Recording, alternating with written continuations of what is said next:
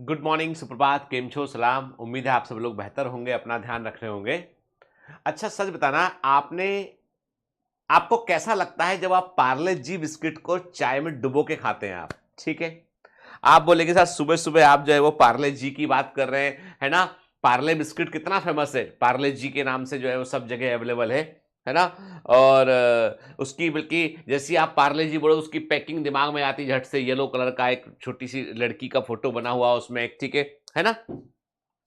पार्ले जी gold के नाम से भी आता है। आप बोलोगे सर, सुबह सुबह आज आप पार्ले जी की बात कहां से निकाल लिए? मतलब क्या बिस्किट खाने का मन कर रहा है आपको? देखो, आज भी बताऊं मैं कि जैसे हम लोग कभी कहीं बाहर निकलते हैं ना, मतलब मेरी गाड़ी में मैंने ड्राइवर को बोल रखा है कि 10 12 15 पैकेट पार्ले जी के हमेशा गाड़ी में रखा करो। कोई कुछ मांगता है सड़क किनारे तो हम लोग पैसा वैसा नहीं देते, हम लोग जो है वो खाने को सामान देते हैं, ठीक है? क्योंकि पैसे के लिए क्या, कोई कोई कौन पता कि कोई व्यक्ति फोर्सफुली उससे कुछ करवा रहा हो, ठीक है? बहुत सारी चीजें होती हैं। तो ये मैंने सीखा भारती से। भारती भी यही काम करती है, गाड़ी में बिस्किट के पैकेट रखती है, कोई व्यक्ति इतना बच्चा छोटा कोई मांग रहा है तो खाने को दे देता है कि उसके पेट में जाए वो चीज, ठीक है? तो पार्ले जी जो है वो हम सब का फेवरेट बिस्किट है।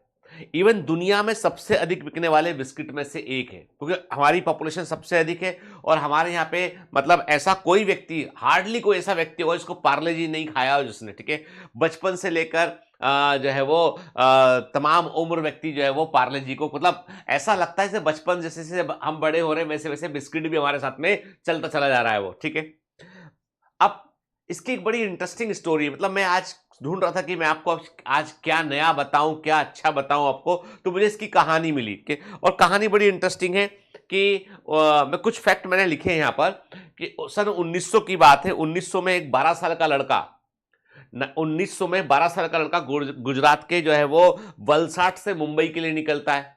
कितनी उम्र थी? एज देखो, 12 साल की उम्र थी। और इनका नाम था मोहनलाल, ठीक है? 12 साल की उम्र के का लड़का मोहनलाल दयाल अपने गांव बलसाड से, गुजरात से निकलता है, मुंबई आता है। और मुंबई आने के बाद वो यहाँ पे काम ढूंढता है, तो उसे समझ में आती है बात कि जो है वो सबसे आसान, सबसे जिस काम को वो सीख सकता है वो सिलाई करना, ठीक है? तो वो एक दर्जी की दुकान पे जाकर जो है वो सिलाई का काम सीखता है और दूसरों की दुकानों पे काम करता है, कपड़े सिलने का काम करता है। कुछ साल वो काम करने के बाद उसे लगता है कि वो 18 साल की उम्र में उसने अपनी खुद की दुकान शुरू कर ली। 6 साल अलग अलग जगह काम किया और उसने उस पैसे को जोड़ा। जोड़कर पैसे को उसने इकट्ठा करने के बाद उसने जो है वो तकरीबन 18 साल की उम्र में उसने जो है वो मुंबई में गम देवी एक जगह है, गाम देवी, वहां पर उन्होंने अपनी दुकान को शुरू किया, ठीक है? फिर 3 4 साल दुकान चलाने के बाद उनको लगा कि मैं थोड़ा और अच्छा काम कर सकता हूं, तो उन्होंने एक Mohanlal and company, the Mohanlal and company उन्होंने शुरू किया। दी मोहनलाल एंड कंपनी शुरू किया और इन्होंने सिल्क का ट्रेड करना है, रेशम का कपड़ा बाहर से लाकर उस कपड़े से उन्होंने कपड़े को सिलकर, मतलब उससे क्या होता था कि कपड़ा कम कॉस्ट में, कपड़ा रेशम का बाहर से लेके आए, फिर उसको सिल कर दिया। तो उन्होंने एक प्रकार से गारमेंट का काम उन्होंने शुरू कर दिया, ठीक है? फिर सिल्क का ट्रेड करने लगे, बाहर से सिल्क लेके आते थे, यहाँ के दूसरे लोगों को सिल्क वो सप्लाई करते थे। ऐसा वो काम करने लगे। धीमे धीमे लोगों में कि ये सिल्क का काम करते हैं। और ये वही समय है तकरीबन जिस समय मतलब समझ लीजिए कि सिल्क हुआ, कपड़ों, मतलब कपड़े का काम बहुत मिल, यानी मुंबई के अंदर कई सारी मिल बन रही थी। मुंबई में बहुत सारी कॉटन मिल्स थी, अलग अलग मिल्स थी। तो ये वही समय था जब कपड़ा उद्योग जो है वो अपने पीक पर था। तो इन्होंने भी सिल्क का काम शुरू किया। फिर फर्स्ट वर्ल्ड वॉर हो गया। उसके बाद जब फर्स्ट वर्ल्ड वॉर हुआ तो सिल्क की सप्लाई का बहुत बड़ा इशू हुआ, ठीक है? फर्स्ट वर्ल्ड वॉर में सिल्क की सप्लाई का बहुत बड़ा इशू हुआ, तो इनको अपना सिल्क का कंपनी बंद करना पड़ा। बिजनेस में अप्स एंड डाउन आते रहते हैं। फर्स्ट वर्ल्ड वॉर के बाद इनको लगा कि नुकसान हो रहा है, अब ये कंपनी को चला पाना बहुत मुश्किल है, तो इन्होंने अपना सिल्क का काम जो है वो बंद कर दिया। और इन्होंने देखा कि अब मैं टॉफी बनाने का काम शुरू करता हूं, ठीक है? कन्फेक्शनरी का काम इनको समझ में आया कि छोटी छोटी कैंडी होती है। याद होगा बचपन में हम लोग जो है वो संतरे की टॉफी आती है ना? शुगर की जो टॉफी होती है, चूसने में अच्छी मीठी मीठी लगती है, नारंगी रंग की होती है, पॉपिंस के समान जो टॉफी था, वो टॉफी संतरे की गोली के समान गोलियां बनाने का काम शुरू किया इन्होंने, ठीक है? इनको लगा कि जब टॉफी बनाने का काम शुरू करेंगे तो उसके लिए क्या करें, तो चूंकि ये ऑलरेडी बिजनेस कर रहे थे तो ठीक ठाक पैसा इनके पास था, तो इन्होंने जो है इन्होंने खुद जो है अपने बेटों के साथ जो है वो बाहर गए और वहां जाके उन्होंने दूसरे देश में ब्रिटेन में या दूसरी यूरोपियन कंट्री में जाके देखा इन्होंने कि वो लोग क्या करते हैं, क्योंकि वहां से, और ये समय वो है कि सोचिए ये वो समय है 1920-25 के आसपास का समय जब इंडिया में बिस्किट बनता ही नहीं था। भारत के आम आदमी की पहुंच में बिस्किट था ही नहीं। बिस्किट खाते थे अंग्रेज लोग, बिस्किट खाते थे अमीर लोग, यानी बिस्किट खाना जो है वो अमीरों की निशानी थी कि यदि आपकी प्लेट किसी ने आपको बिस्किट सर्व किया ना तो मतलब बहुत अमीर आदमी हो। अंग्रेजों के पास बिस्किट आपको मिला करता था, या बहुत अमीर जो भारतीय लोग थे वो बिस्किट खा सकते थे, क्योंकि वो ब्रिटेन से यहां पर आया करता था बिस्किट, इंडिया में बनता ही नहीं था। तो इन्होंने बाहर जाके देखा, यूरोप में जाके देखा कि अच्छा बिस्किट बनाने के लिए ये मशीनें होती है, तो इन्होंने बहुत बहुत खींच तान के किसी प्रकार से पैसा जोड़ जाड़ के इन्होंने एक मशीन खरीद के इंडिया में लेके आए कि मैं भी बिस्किट बनाने का काम शुरू करूंगा। ठीक है, तो इन्होंने जो है पहली बार इन्होंने जो है वो बिस्किट बनाने का काम इन्होंने शुरू किया। ठीक है, और पहली फैक्ट्री इन्होंने कहां लगाई? इन्होंने पहली फैक्ट्री लगाई विले पार्ले जो एरिया था यहां पर मुंबई में, वहां लगाई। तो इससे नाम निकल के आ गया पार्ला। पार्ला मतलब पार्ले नाम बन गया वो। तो और ग्लूकोज की बिस्किट, मतलब इसमें शुगर थी इसके अंदर, इसलिए पार्ले ग्लूको बिस्किट कहा गया। पहले इसका नाम था पार्ले ग्लूको बिस्किट, और इन्होंने फैक्ट्री चालू की।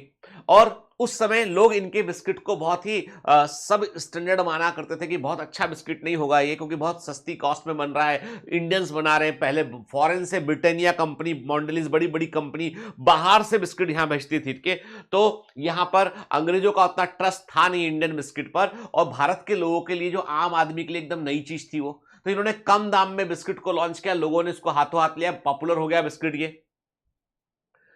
लेकिन अंग्रेज अभी भी नहीं खाते थे।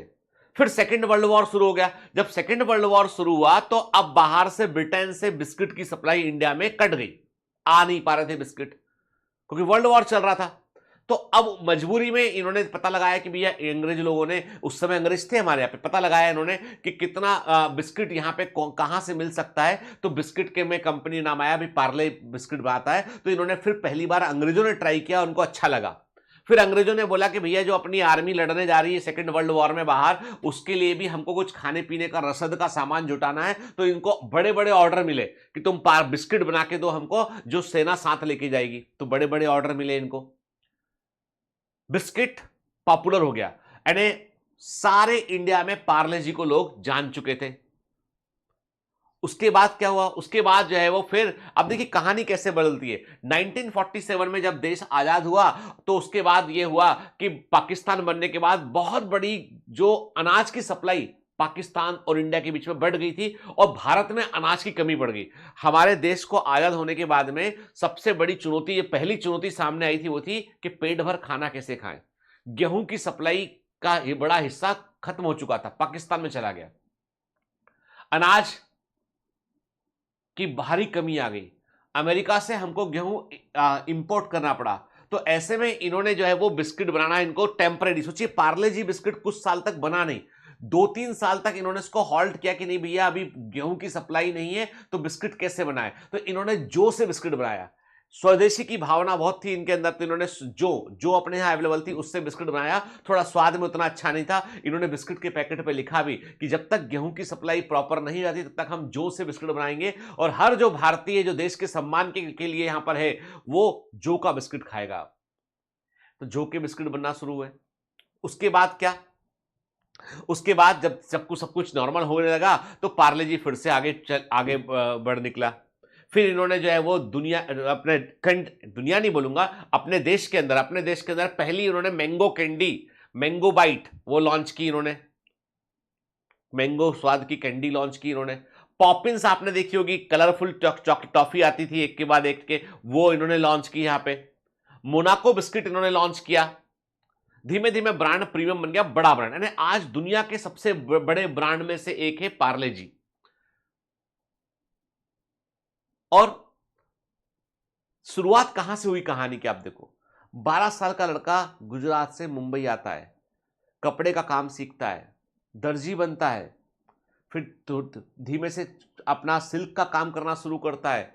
फिर वहां धंधा बैठ जाता है, दूसरे का तो दिल बैठ जाए, किसी का धंधा बैठ जाता है। फिर वो टॉफी बनाता है, संतरे की गोलियां बनाता है। फिर उसे लगता है और अच्छा कुछ करूं मैं, बिस्किट बनाना सीखता है, ठीक है, अंग्रेजों से कॉम्पीट करता है, ठीक है। उसके बाद फाइनली इतना बड़ा ब्रांड जो है वो बना लिया।